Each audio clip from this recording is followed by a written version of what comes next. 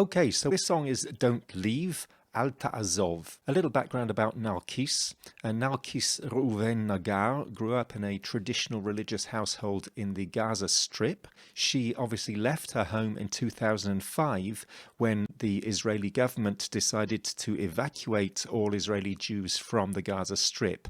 That also meant destroying the family homes, including the family home of Narkis. This was clearly some kind of a crisis, and soon thereafter Narkis left the traditional religious way of life. She studied acting in Tel Aviv in her kind of secular phase, and as a secular Israeli, she went off on her travels, as most of the secular Israelis tend to do. She was in Brazil, she was in India, but on her return to Israel, she returned to religion and became a resident of the city of Tzfat and returned to a strict Orthodox way of life. She got married, had a couple of kids, and during this time, she was also not allowed to play music. She had no contact with music until going through a painful divorce and eventually asked permission and received permission from her rabbi to return to music. More than this, the rabbi also permitted her to return to performing music in public, not only to women but also to men, not only to the religious audiences but also to secular audiences. The only proviso that the rabbi gave her was that he insisted she continue to cover her head. Now, in the Orthodox world, for a woman to cover her head is a sign that she is married, that she can only show her hair to her husband. But here, Narkis, a divorcee, is single, but nevertheless the rabbi insisted that this was one aspect that he wanted her to hold on to. And her head coverings have become something of a brand for Narkis.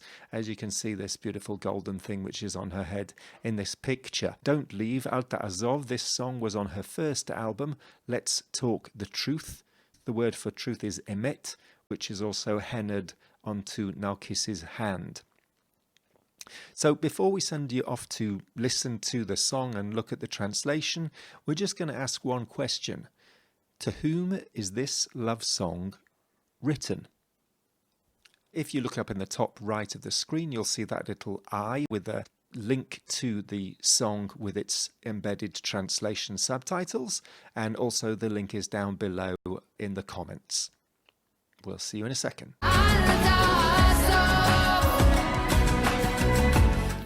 So, apropos this question, who is this song written to or for? When I approached Narkis to ask her for permission for us to work with her song, I said to her, look, it's clear that this is a love song to somebody. And I, in my head, had in mind, this was in the wake of a painful divorce, looking for love elsewhere. So I said, it's clear that it's a love song to somebody.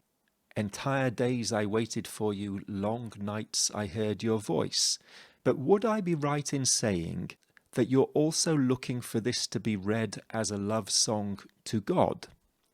And the response from Narkis was quite interesting. She said, yes, but you've got it the opposite way round. I am always singing love songs to God. And you might also interpret it as being a love song to a human being as well. But first and foremost, I am singing to God.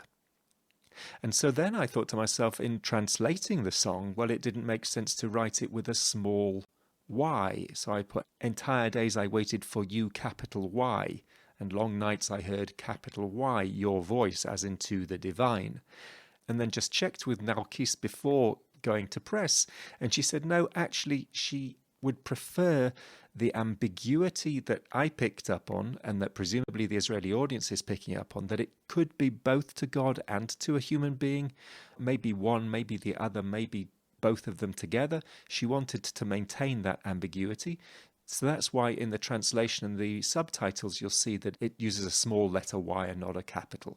The song itself is really interesting because it's sort of biblical style language, although it might be best defined as a dialogue with biblical language and biblical text. One of the lines that we can see is a dialogue with the book of Jeremiah. How you followed me in the desert in a land not sown. Now this is Jeremiah effectively speaking in the voice of God. And God is talking about the people of Israel and how they followed him into the desert. And what Narkis does is she comes at it from the opposing perspective, how I walked after him in the forsaken desert. She is coming from the perspective of the people of Israel walking after God. And in Jeremiah talks about God seeing how the people of Israel walked after God. So there's an interesting play here. And again, it's a love song to God. It's using God's language, and at the same time we can interpret it in different ways. Yet the main source of inspiration for this song, if we're looking biblical, is from the Song of Songs, Shir HaShirim. The Song of Songs is a series of passionate love poems where you got a man and a woman who are in love but find it difficult to give their relationship permanence. So there's this constant sense of hide and seek between a man and a woman wandering through the hills and valleys of the land of Israel with its beautiful scenery and plants and aromas, and they're constantly in search of one another. And in the rabbinic traditional mindset, this is all a metaphor for the relationship of God with Israel, a constant hide and seek through the hills and valleys of the Holy Land. And in chapter 5 of Song of Songs, it depicts the woman in bed after she's taken a bath and she's half asleep, and her lover knocks at the door. And she hesitates to answer it. She's got to get up, she's got to get dressed. But by the time she does answer the door, he's gone. And she runs throughout the town, gets beaten up by the night watchman, and implores those whom she meets to tell her lover, if they see him, how much she loves him. And listen out for the rich quality to the language of Shir HaShirim, Song of Songs, which you can see replicated and referred to in Narkis' song. And you'll see it in the red. These are the bits where Narkis is specifically quoting directly the language from the Bible. I was asleep, but my heart was wakeful. Hark, my beloved knocks. And the man he calls from outside, let me in, my own, my darling, my faultless dove, for my head is drenched with dew, my locks with the damp of night. And the woman says, I had taken off my robe, as in I can't open the door right away. Was I to don it again? I had bathed my feet. Was I to soil them again, walking across the room? My beloved took his hand off the latch, and my heart was stirred for him. I rose to let in my beloved. She walks to the door. My hands dripped myrrh, my fingers flowing myrrh upon the handles of the bolt. I opened the door for my beloved, but my beloved had turned and gone. I was faint because of what he had said. I sought, but found him not. I called, but he did not answer. And so she leaves the house and runs looking for her love. I met the watchmen who patrol the town. They struck me, they bruised me. The guards of the walls stripped me of my mantle.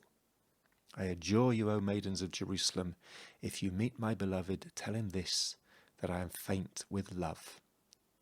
And so she talks of this lack of meeting, that this almost connection, and running after her love. And throughout the song of Narkis, she is constantly looking for, asking for her love not to leave her. And now you. Does this song touch you as a love song, irrespective of the biblical references? Can you connect to it as a love song for somebody that you yearn for? And how does the biblical language affect your enjoyment of the song? Does it get in the way? Does it add to it? Does it paint it in a different filter? Does the ambiguity of the love song, whether it's for a human lover or for God, does that add to your connection or disturb it in some way? And more deeply, does this passionate, heart-filled, emotional search for a connection with God speak to you? And if so, in what way? And final question, how might this song affect you were you to listen to it on your way to going to synagogue, on your way to prayer? Would this get you in the mood? Get you in a different mood?